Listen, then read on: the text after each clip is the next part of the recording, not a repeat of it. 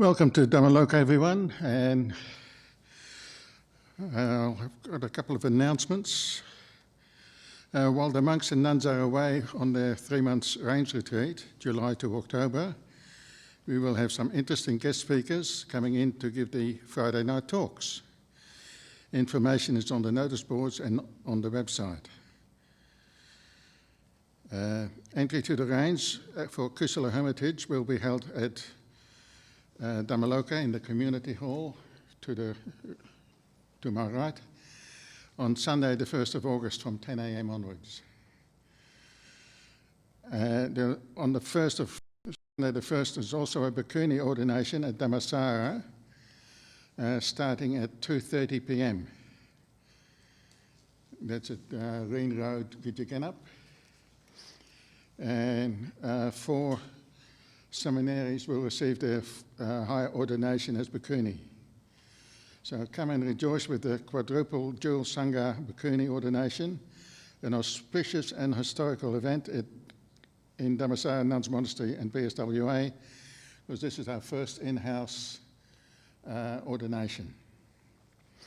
Before that, we had to get senior bhikkhunis from elsewhere to do the ordination. There will be a Q&A Dhamma discussion session conducted by Kita Mendes, which is scheduled for Monday, the 2nd of August at 1 p.m. to be held at Dhammaloka Centre, again at the community hall. Questions for discussion can be emailed to lucky@bswa.org, and that's followed by a meditation with Jacob here in the Dhamma hall. There will be a one-day group meditation held at Dhammaloka Centre on Tuesday, the 3rd of August, as part of the Ajahn Brahm's 70th Global Meditation Group's 6-day program, which starts on the 1st of August right through to the 6th of August. Guided meditation will be online by Sangha disciples of Ajahn Brahm. Please bring a plate for a shared lunch. Schedule is on the notice boards. Dhammaloka Subcommittee is seeking volunteers for the position of volunteer coordinators and gardening coordinator, and also a cleaning volunteer. Please email admin@bswa.org or contact myself. Ajahn Brahm's 70th birthday celebration is starting on the 1st of August, ending on Friday, the 6th of August. The meditation program will run over 6 days. Guidance for meditation will be provided online by senior members of the Sangha and streamed via YouTube. You can participate in the 8 guided meditations in the comfort of your own home or in person here at Dhammaloka in this hall. We invite everyone to celebrate Ajahn Brahm's 70th birthday, which will take place at Jana Grove, Serpentine, on the 7th of August from 9 a.m. till 1 p.m. Come and reflect on all the goodness and kindness that you have received from our great master Ajahn Brahm. Join us on this special day to show your sincere gratitude, and there will be some exciting events happening, including a live auction. Auction items will be available for viewing from the 25th of July at 7 a.m. And if you would like to participate in the auction, you will need to sign up for an account on our website. There will be no Dana meal at Jana Grove on this day. Food may still be offered at Bodhinyana Monastery. More information, please visit the website ajahn70th.org. And now it's my pleasure to introduce tonight's speaker, who is Darrell Henry. Darrell is an Aboriginal psychologist who brings together Buddhist meditation practices, Western psychology and Aboriginal spirituality for a very holistic and grounded approach to healing. Over you to you. Yes. Come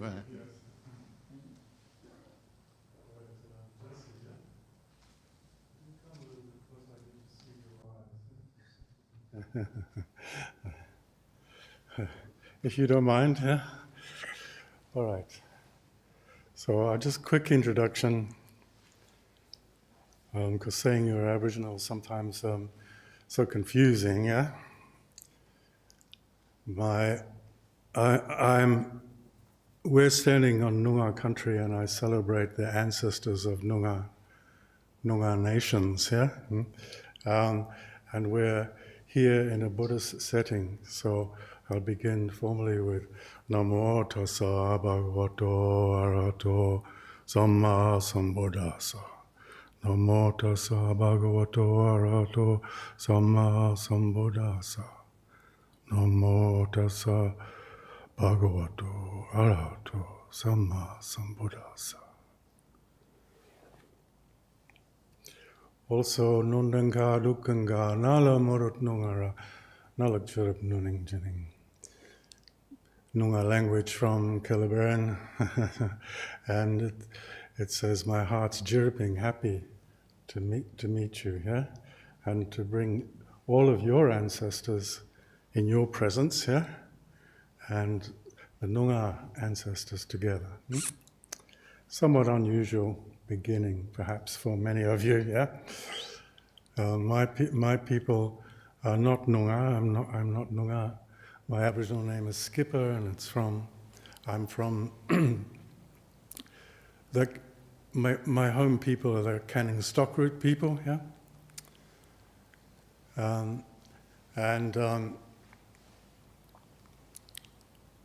We'll begin with a guided meditation.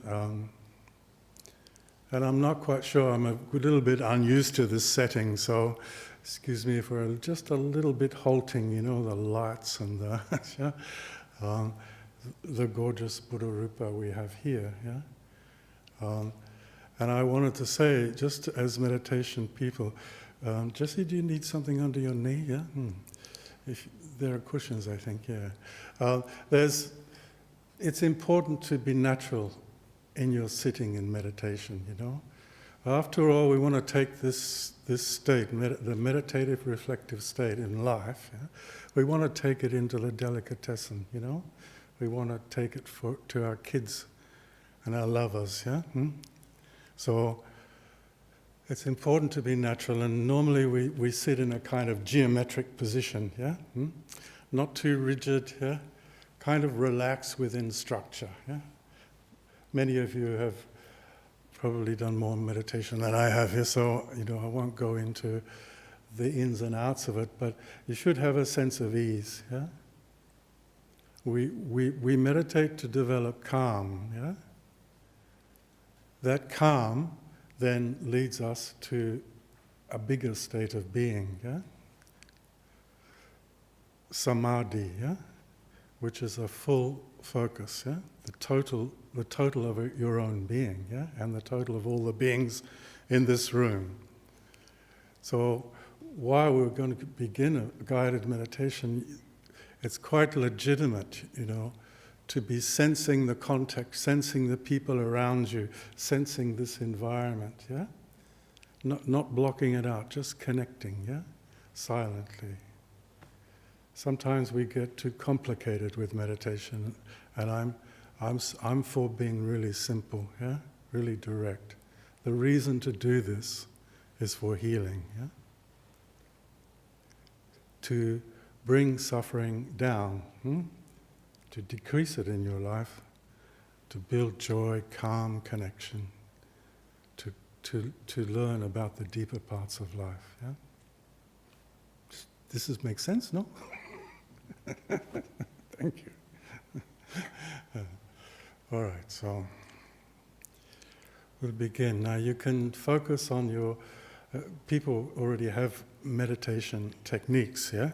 And there are so many, yeah, that I hesitate to even suggest something, yeah, right? But if within that structure, staying natural, staying in your being, sensing the environment around you, yeah? Not tripping out, yeah? Not worrying too much, just letting that subside, yeah? and connect with this place and each other, yeah? So I'll knock this. We'll do 10 minutes, and then I'll ring this thing. You just come out just slowly without jerking out of that state that you're in, yeah? And just come back to ordinary awareness. I'll ring it again, then you go back in, yeah? Okay. Collecting calm.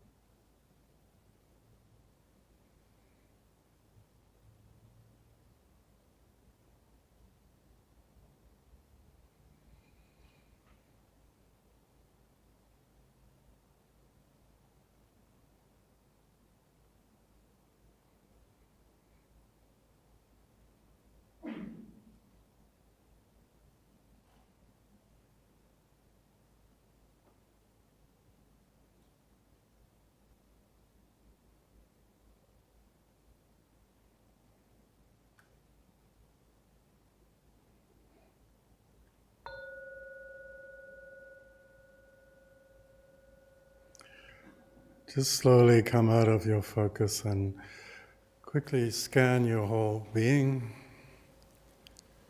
And if you notice you want to move in a particular way, just let that happen, yeah?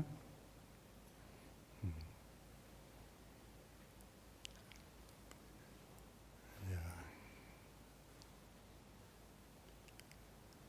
Sometimes we have a picture of meditation, sitting in a cave, spending years, yeah?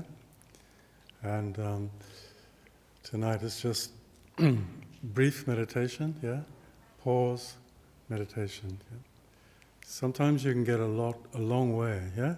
Into the development of samadhi this way, yeah? Mm-hmm. We often think we have to strive to get to a particular state. And this way of working, you imagine you're already there, yeah? You're already being looked after. There's healing just like that, right near you, yeah? You don't have to go to Tibet or Burma or, yeah? It's here, yeah? Okay, just gently go back in, yeah?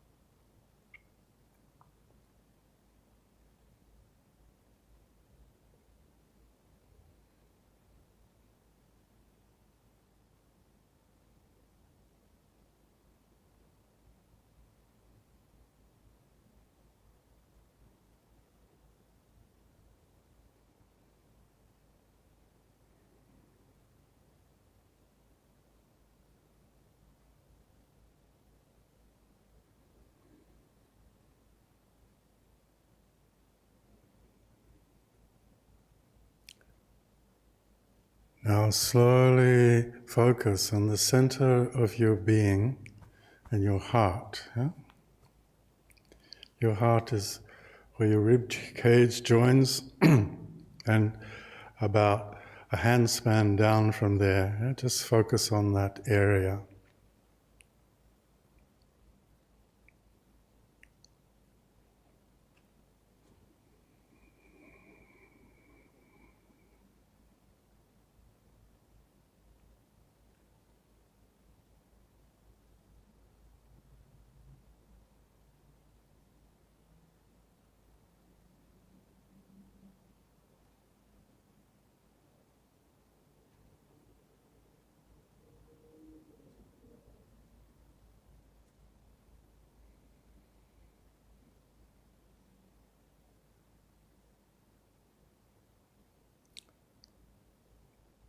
Try and feel a warmth there.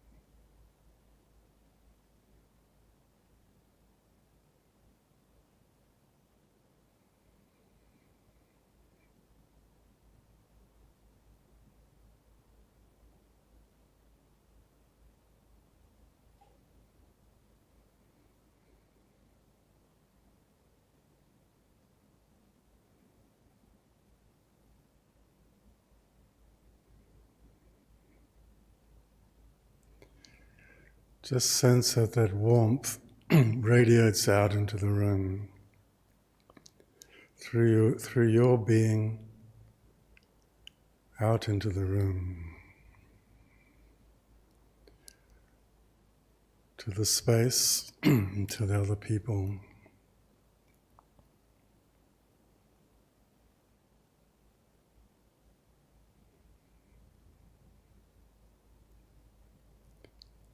It's the tender warmth of loving kindness.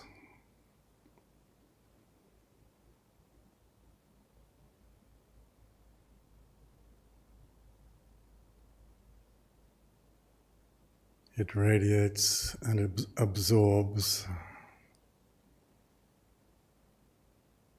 and it connects.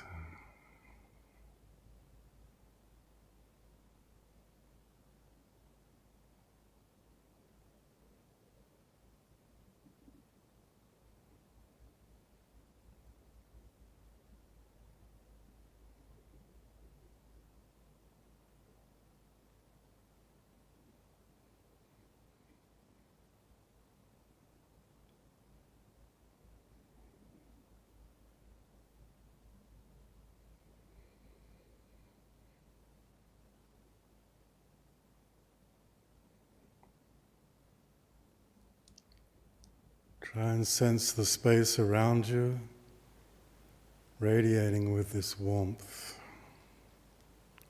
soft, tender.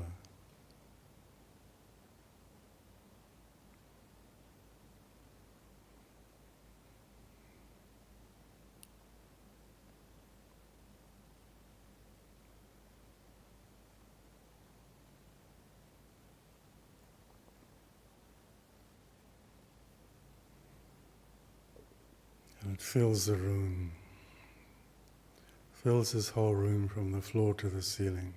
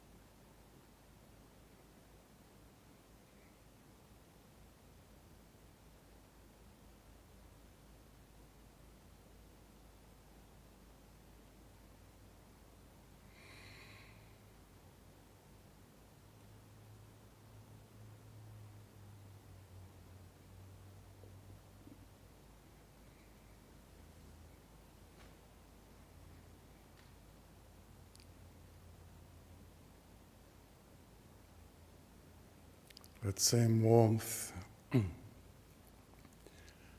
you start to sense or feel it coming back to you, yeah?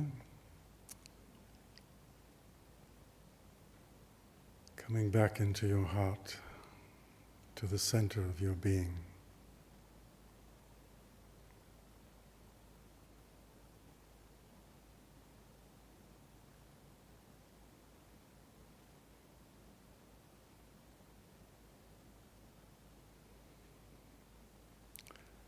Until you are focused again, just in the center of your own heart.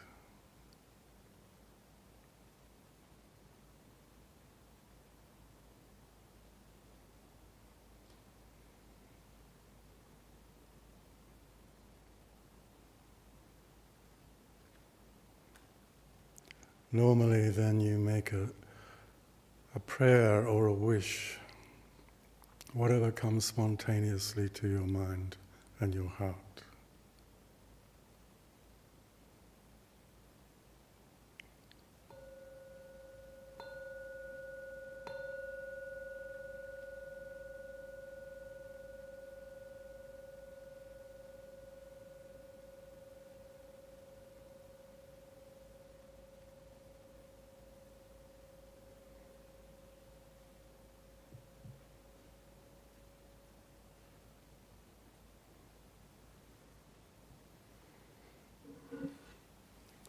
Okay, you may want to stretch or move around, yeah?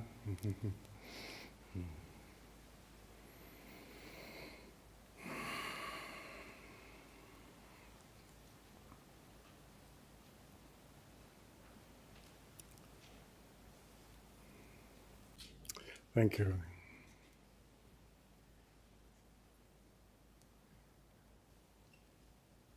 Were you able to see or feel a wish come up in your heart?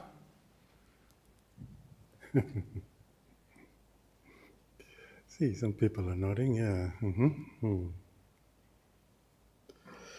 So this talk, and hopefully we get a chance to have a dialogue. There's people way over there, I can't see properly, but anyway, welcome, and here we are, yeah? In this precious human birth, yeah? Yeah.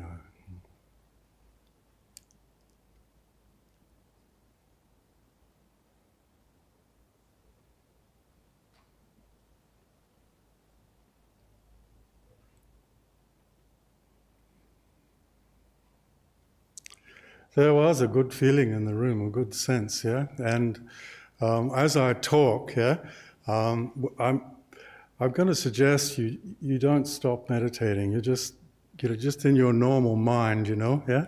It's quite possible you can do many things at once, yeah. And as we're talking, just try and one ancient reflection when we come together is that is a web, yeah? So we're sitting here and there's a web of connections happening. Some are just glimmering, you know, some people are a bit dozy, sleepy, some are preoccupied, but generally we can all somewhat connect somehow, yeah? And an image of that is a spider's web, yeah? This is ancient, but it comes from Aboriginal world, yeah? But of course, you know, modern understandings is that we are in a matrix of connectedness.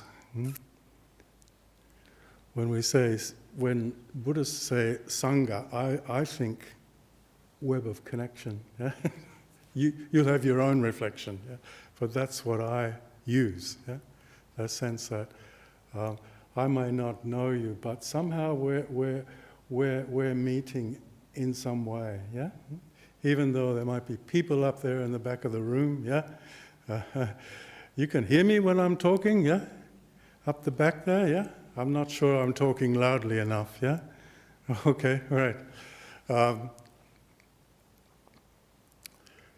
And tonight's topic is opening the heart, so I thought we'd do that meditation. It's a classic meditation that comes from me, from Myanmar, from Burma, yeah? from forest meditators there, yeah? Yeah. Sayadaw O Tilawanta, yeah? And you can, if you found that interesting, you can take it a bit further. You can have here a little pink spark, yeah? Bright, beautiful pink spark, like a star, yeah? Aboriginal people would start with a star. Some Aboriginal people, there's such a diversity when I say Aboriginal people, you know, we're talking about multiple nations, yeah? My people would imagine a little star here. It would come down, focus here. In the Burmese meditation of, energy meditation of metta, loving kindness, is you do, along with thoughts of kindness to the world, yeah? Peace, love, yeah? You would imagine this bright pink star here. Here it's a, you know, it's a just like a star in the sky, yeah? The evening star is the more feminine side of it, yeah? And then here is this little bright pink quantum energy, yeah? That we are inheritors of, yeah? The nature of the mind is infused with metta. And even if you don't feel that way, by doing this practice you can open up, yeah? This thing, what we call the heart. Yeah? Yeah. Now the heart isn't like love hearts flying off into the air, you know, very romantic little violin playing.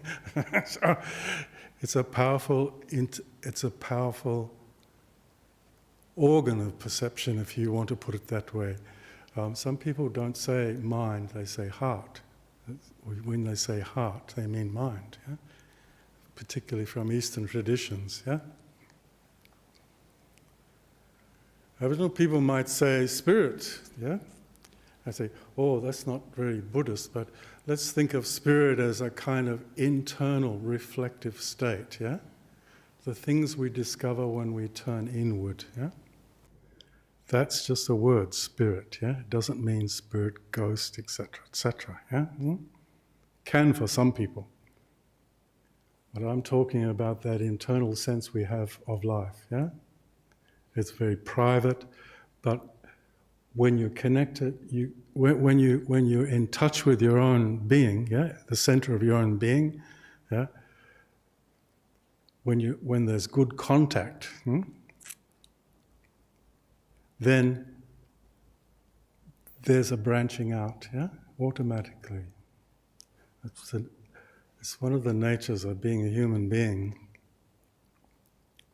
is that we are both separate and connected at the same time, yeah?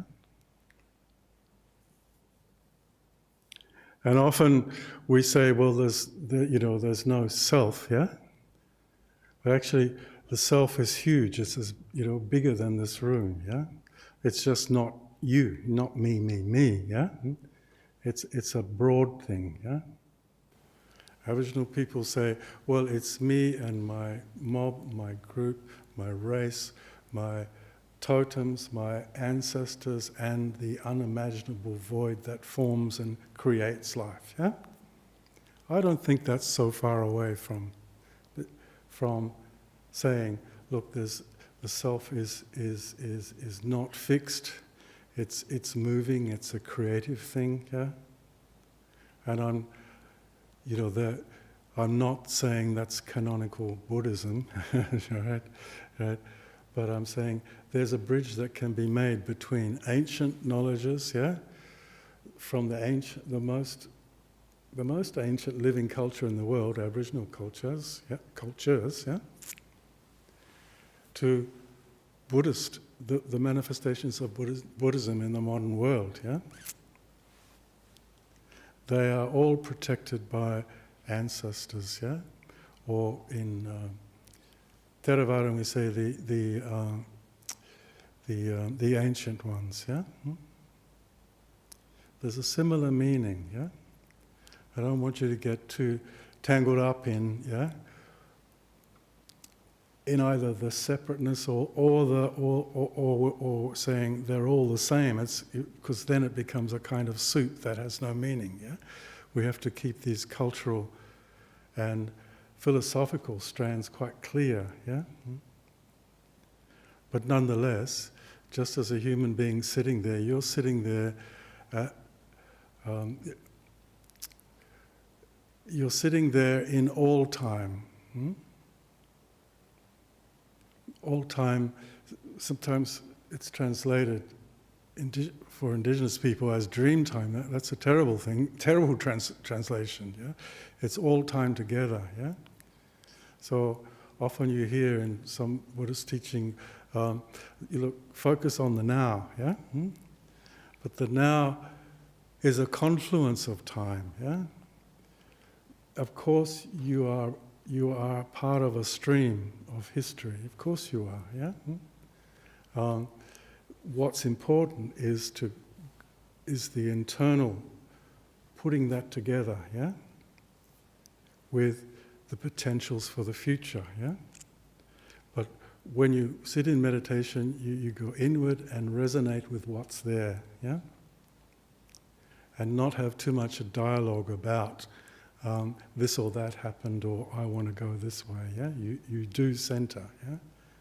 But that center is seen differently by Indigenous people. It's seen as a confluence of time, yeah? Or all time together, yeah? It's a very large concept, yeah? And that there's modern physicists, yeah, would have no problem with that, yeah? That's a concept that's coming more and more into the world, yeah? However, when you sit there, surely you get a sense of like there's tremendous potential, yeah, in this state called Samadhi, yeah. And of course, you have the wonderful teachings that support this exploration, yeah, or this attempt to heal suffering, yeah, to end suffering, because you have the three categories of the wheel, yeah? Sila, yeah?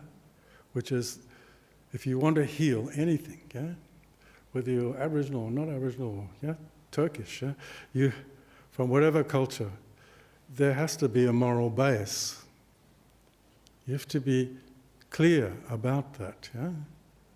Otherwise you won't go very far in the meditative path, yeah?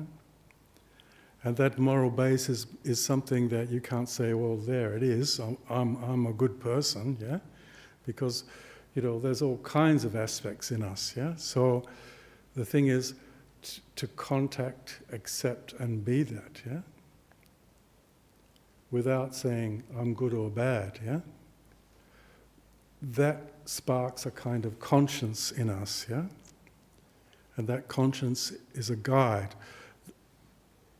In the core of that conscience is your own being, your own central heart, yeah?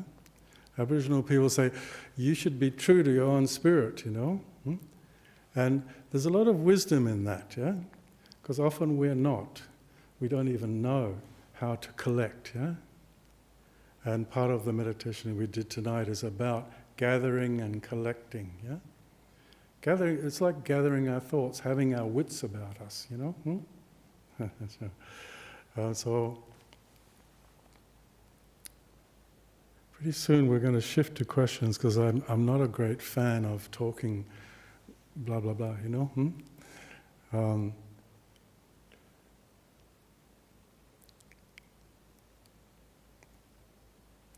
So the moral base has to be built, yeah? We have to live in a way that's in accord, yeah? Otherwise there's all kinds of repercussions for a human being, And often in modern psychology we don't talk about that, yeah? The injunction is to be a wholesome good being, yeah? Right? And your own conscience can lead you there, yeah? Your own heart. Then there's samadhi, so sila, samadhi, yeah? Samadhi, meditation is a tool for developing this state called samadhi. Yeah? Sama, meaning sa, with, yeah? Ma, full, mothering, yeah? Samadhi, focused, yeah? It's a state that we're inheritors of, the capacity of us human beings. From that state from learning in meditation as a tool, yeah, to develop samadhi, it can become continuous in our life, yeah? That's the aim, not to sit here, and say, this is the practice, yeah? But the measure of the success of the practice, if you can carry that state, if that state continues, yeah? If it doesn't, there's something a little bit wrong with your practice and you could seek some guidance, yeah? But of course it won't if there's disruption, if there's trauma, yeah? If there's hurt, if there's physical problems with the body, yeah? Then we have to work harder and get more specific guidance, yeah? This is just very general. If there's been trauma or emotional hurt, that will arise, yeah? So this is not a kind of state where you just zone out, yeah? The more successful in a way you are with developing calm, the more life rushes in, doesn't it? Yeah? Yeah? Yeah. There's a space there now. Oh, right. I'm now open to the hurt that I felt from my wife, yeah? Or from my husband, or my partner, and then I can kind of explore what that's about, yeah? That's a process of healing, yeah? Not analysing it, not putting it on someone else, just gathering it together in the field of our own experience and our own reflections, yeah? And just doing that in a calm way just starts a ball rolling, yeah? That rolling of the heart is called healing, yeah?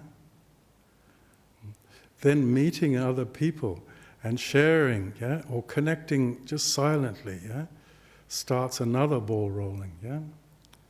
And that starts to heal the tremendous isolation and separateness that we face in this world, yeah? Some of us, yeah? So, these are big sufferings we're talking about, yeah, and in very small ways but powerful ways, yeah? You can bring it all into the field of your own meditation. The heart gets stronger when you do that. It doesn't get weaker, yeah?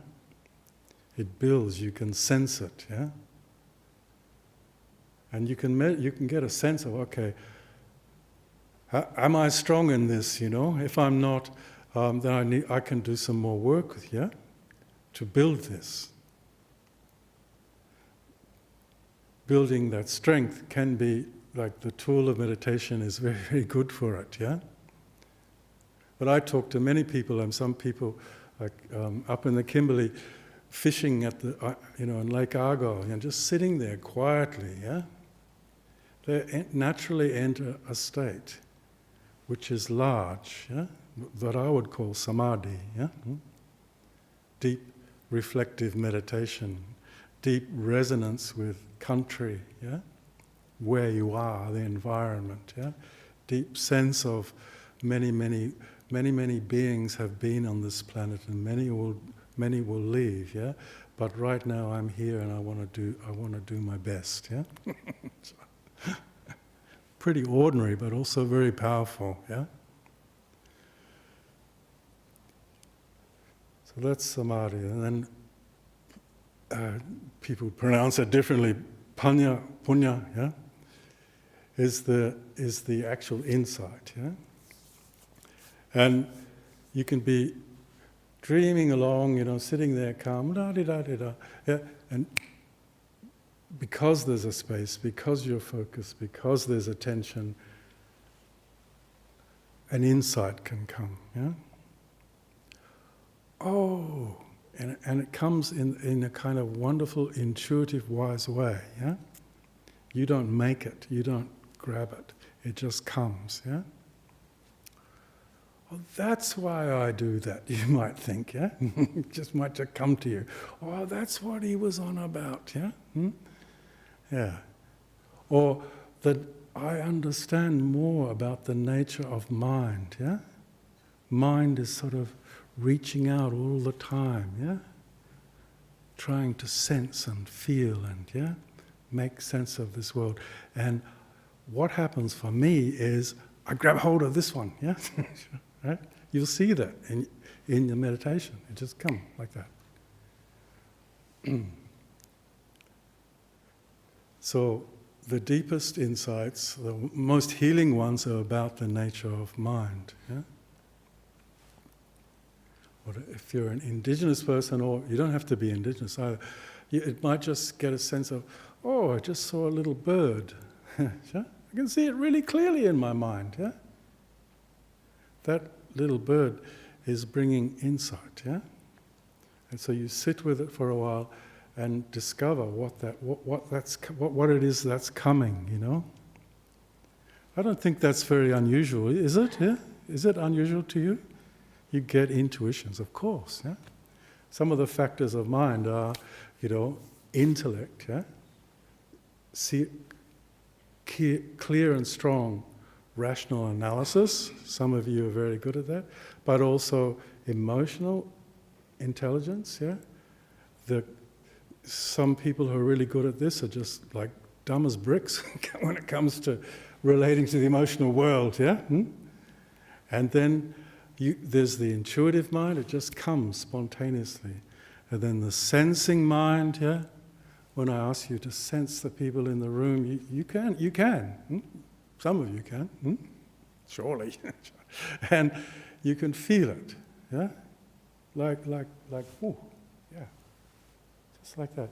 You can see it affecting you straight away, yeah?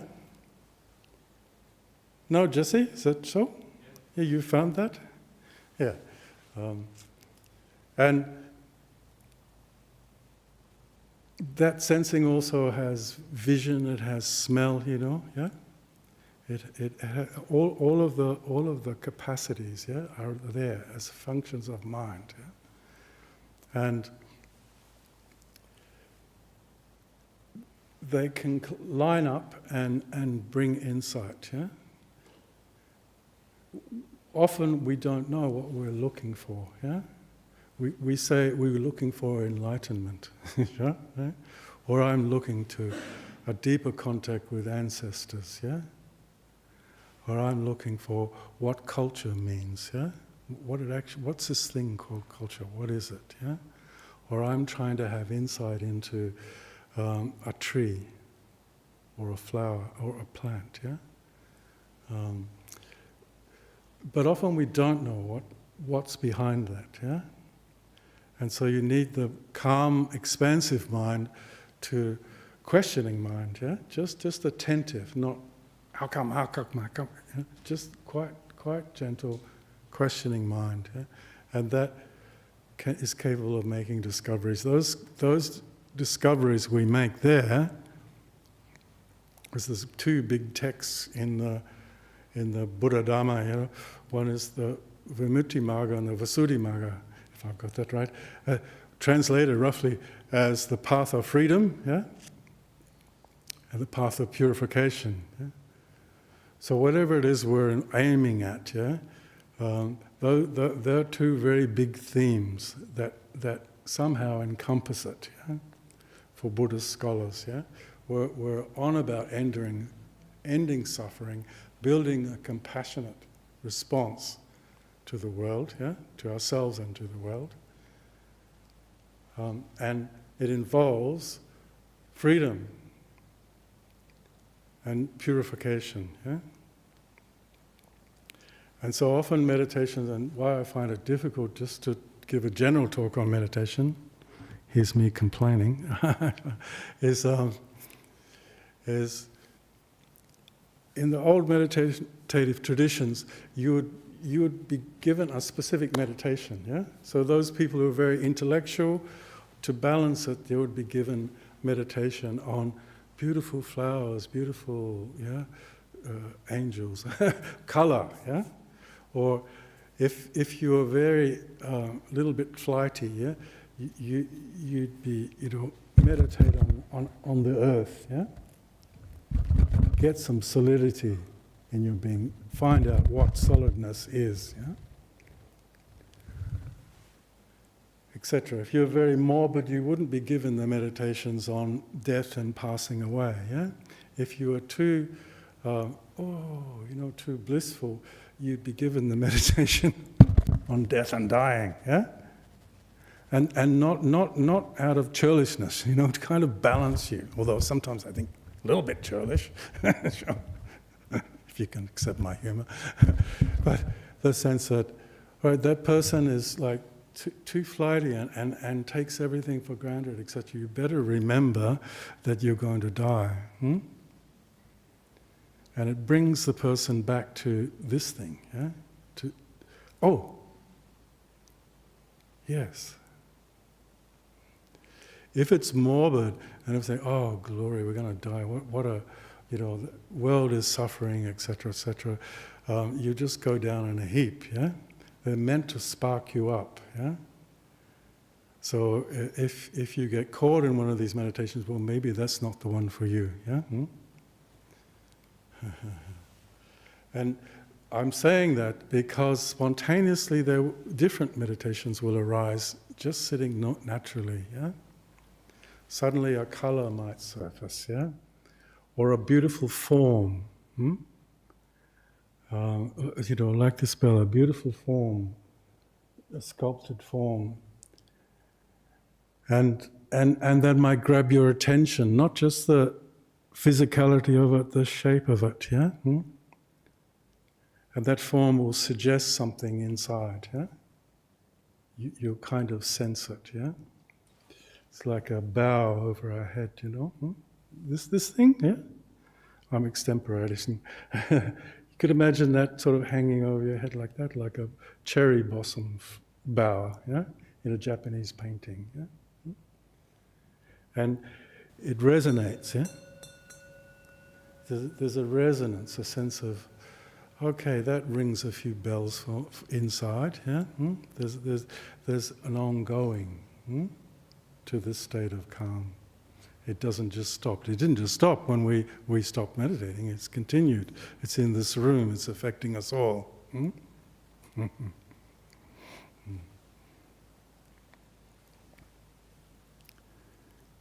Anyway, I'll talk for a little bit longer if you can bear it, yeah?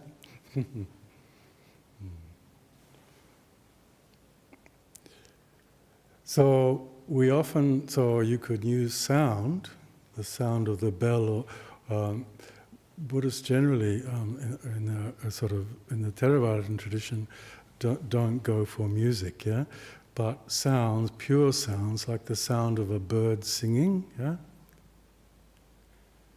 I mean, we're a little bit like constrained in our way of thinking about what these senses are, yeah. So, you could imagine a bird singing from here, yeah? We often listen from here, we have a sense of here and the jaws, But try just sitting in the bush, listening from here as if you've got an organ that can hear sound here, yeah? That's age-old, It can open your eyes a bit, yeah, strangely, yeah? Yeah. So our practice, I'm encouraging you from whatever tradition you come from, Hinayana, Mahayana, Vajrayana, Tantra, all the kind of manifestations of Buddhism in the world, yeah? And whether you come from indigenous culture or not, yeah? To not be so constrained in the way that you're relating to the world, It's meant to be about liberation and freedom. It's meant to bring joy and compassionate open heart, yeah? And if it's not, you're just not practicing well enough, I think, yeah? So not being critical of you, but for heaven's sake, you've got the splendorous universe, yeah? And the idea of the downgoing of suffering, the healing of suffering, is to open to that universe, to the universe of the precious human birth, yeah? So, just quickly, we think of enlightenment as something we're all striving for. I'm striving for, we might think, I want to wake up, huh? And I'm just saying, wake up, Don't be so locked in this box, yeah? There's this thing called the body, yeah? The emotional, spiritual, and intellectual intelligence. Sorry to use the word spiritual. I use it in the sense of, not religion, but in the sense of the interiorness of life, yeah? Life lived richly and reflectively. That's one way of talking about spirit, yeah? Well, it doesn't matter to me if an Aboriginal person say, I was pregnant and I saw this little bird looking at me and I just knew straight away that spirit had come into my womb, yeah? Now, to me that makes total sense, yeah? I don't have to analyze it or think, that's not a very Buddhist thought, yeah? It's just very real, yeah? So sometimes we do get locked in a kind of railroad thinking, yeah, or constrained ways of thought. So we need to open the intellect a bit more and consider other possibilities, yeah. And we can only do that if we're connected, yeah, in here. Loving kindness is a kind of deep curiosity about life, yeah. Our curiosity often gets crushed in childhood, yeah? Unfortunately, yeah? And if you remember that Buddha said, listen to me, but what's most important is your doubt and question, yeah? So we need to be questioning, searchers on this path, yeah? And I'm saying that it shouldn't take you very long to find some answers, They're right here, yeah? They're brimming with possibilities and insights here, yeah? And we do meditation to open to that possibility, yeah? Those insights can bring down the whole house of cards of suffering, yeah? A certain kind of suffering, yeah? Yeah, okay. That's all I particularly want to say along those lines, free-ranging with people I don't really know, and forgive me if I haven't engaged you very well, okay? I'm just doing my best with what we've got here.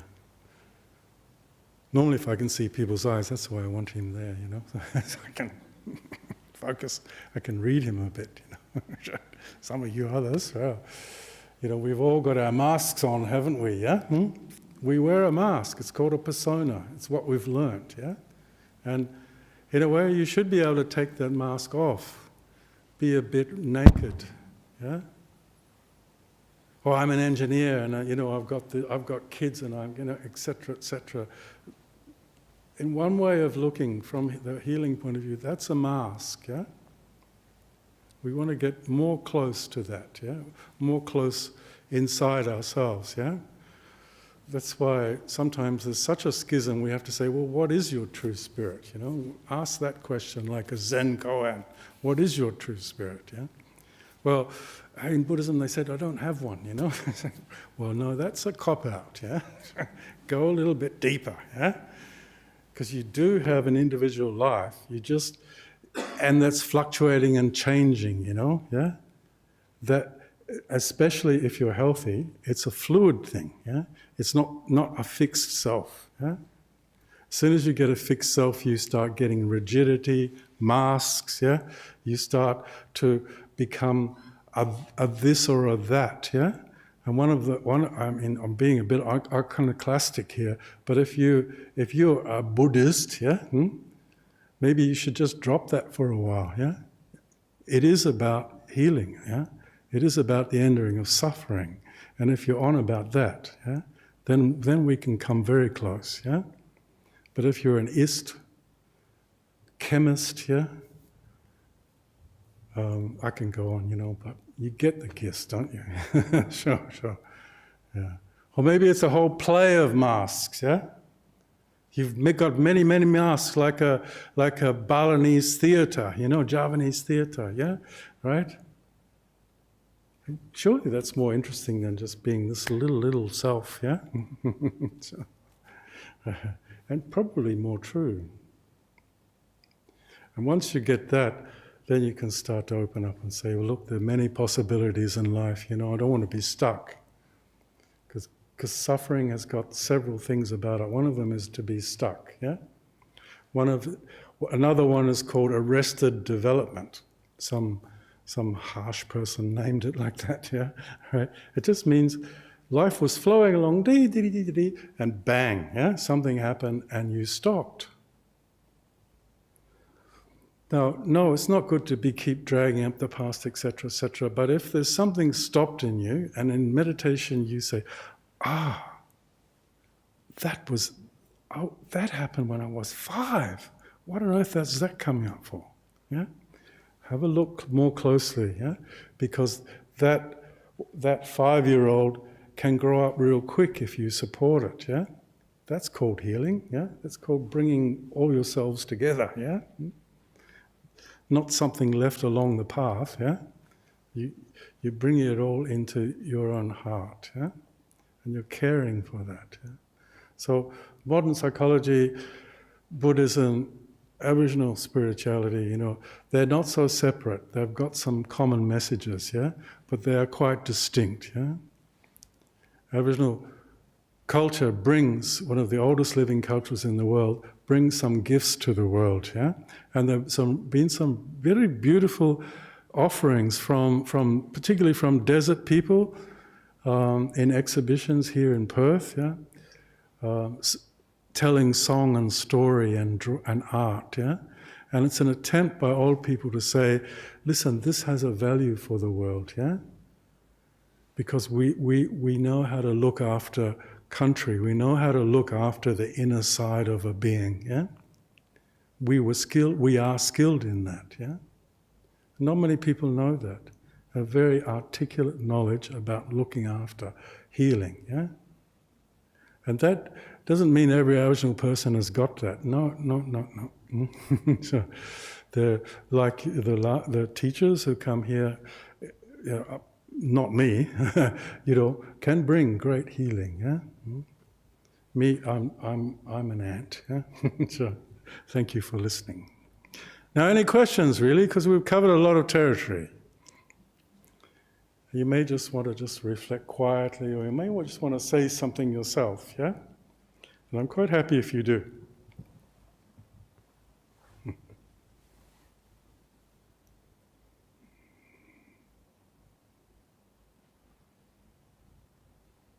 Can anyone feel the feeling in the room? Some people are really good at sensing that, yeah? You can, yeah? Yeah. I think there's a very fine feeling in the room, yeah? It was here before we came, but people are kind of connecting into it, yeah? Yeah. That's a quality of mind called the overviewing mind, yeah? That gets bigger and bigger the more you do meditation, actually. You might just be focused on this being, yeah? This awareness, yeah? But at the same time, there's a quantum leap into a much broader mind. People have different words for it. I call it the overmind. Sure.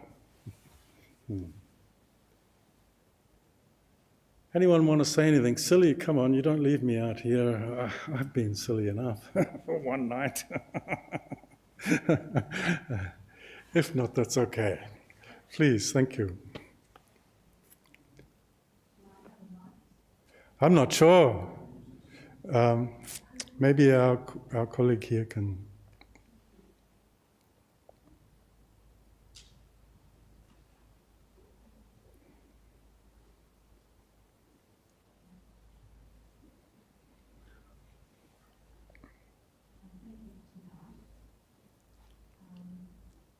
I often meditate and feel very connected to spirit, especially to the indigenous, to my own. I'm from Lithuania and I feel... How are you? Hey there. Yeah, very connected to the land. Yeah. Because of my heritage. But I go to the museum, the new museum, the Balubada, and it is so beautiful. It is so... there's so much culture, Aboriginal And I just sit, and I will just spend an afternoon and just sitting and meditating there, and just listening to the stories and the culture, and I find that's very spiritual for me. Yeah, it's a very beautiful spiritual place. Yeah. All right, thank you for saying that. Yeah. And thank you. Yeah, for sharing that with us. Yeah. You know, working in a museum is one thing. You know, I don't know if people do this very much, but just going into the bush, yeah, and sitting. I mean, often we're sort of going for a walk or exercising, etc., enjoying the air, etc. But I encourage you to sit down, and like I did with this bell, yeah, just sit down and look at the bark of a tree. Just look into it. You don't have to do anything. You don't have to analyze it. Just look into it. Yeah? Same. I've got a round ring, which is the part of a trunk of a bulga, a grass tree. Yeah, and I use that as a meditation object. You know, because that species is 35 million years old at least. Yeah, that plant, that particular plant that I have, was probably 400 to 600 years old, yeah. And I've just got a ring of it and just put it in front of me, and I just sit there and gaze at it. Excuse me, yeah.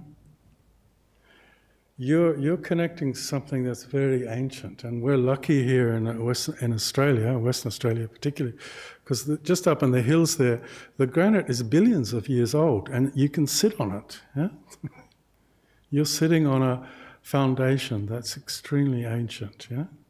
And sometimes one of the beauties of meeting Indigenous cultures is just that sense of an age-oldness, yeah? And a solidness. I mean, it can be many things, can't it, yeah? For you is...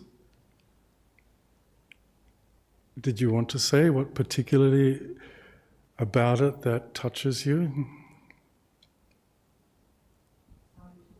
Yeah. Sorry. Well, I walk every day, and I connect with the trees, I connect with the earth, I connect with Mother Nature in Hyde Park. I love Hyde Park, but I love the bush. Yeah. As a child, I used to run away to the bush a lot. But the Aboriginal energy in the museum is so deep for me. I just feel such a deep connection, and I know I have Aboriginal spirit, I know that. And I just feel very grateful and very blessed that that we came to Australia actually. Yeah, because it's there's such a deep connection with the land here. It's wonderful. And I found it interesting. You say it somehow connects to your ancestry back in Lithuania. Yeah. Yes. Isn't that fascinating? Yeah. Yes. Yeah. Thank you very much. Yes. And my father's just passed away, so I'm feeling very connected to... Hola. Yes, to my dad, yes. Yeah. Yes. Yeah. Well, go well. Thank you. Thank you. Go well.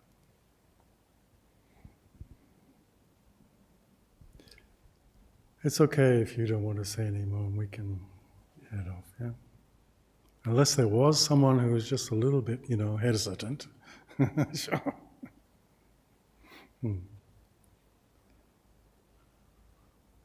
Okay, thank you.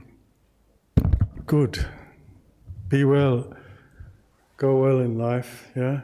Carry your heart with grace and power, yeah? And may this lead to the downgoing of suffering, to the opening of your appreciation of the truth of life, the dharmas of life, yeah? And may it bring a blessing in whatever way to this place here. A solid place, a place of good practice, and where good people come to teach. Go well.